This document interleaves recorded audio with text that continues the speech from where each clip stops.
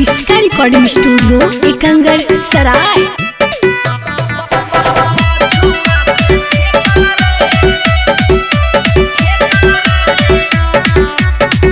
Presented by किसका films. अरे आज के में टूटल निनिया हमर भीतर से जीवा हरे कलर।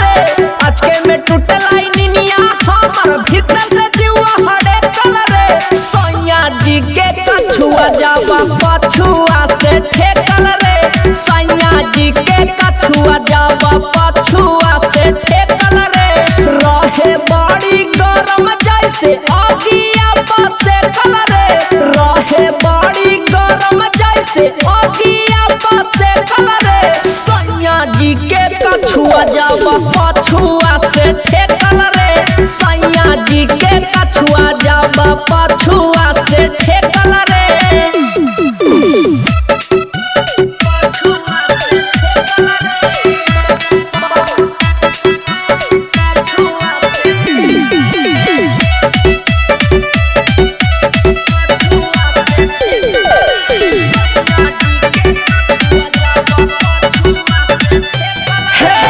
लाजे हम अचारा से लेली मुहमा छापी जी।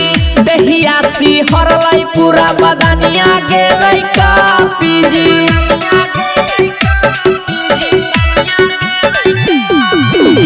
लाजे हम अचारा से लेली मुहमा छापी जी।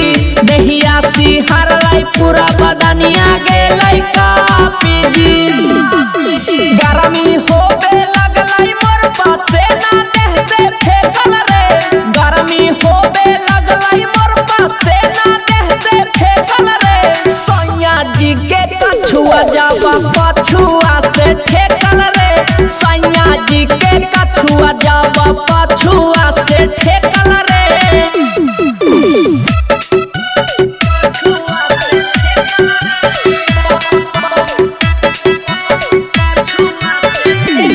इसका रिकॉर्डिंग स्टूडियो एकंगर सराय।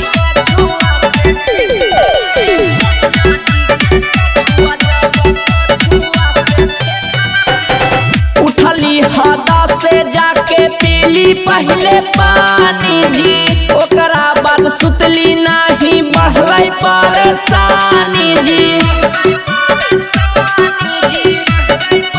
सुनी ना, उठली हदा से जाके पीली पहले पानी जी। ओकरा बाद सुतली नाही बढ़लै परेशानी जी।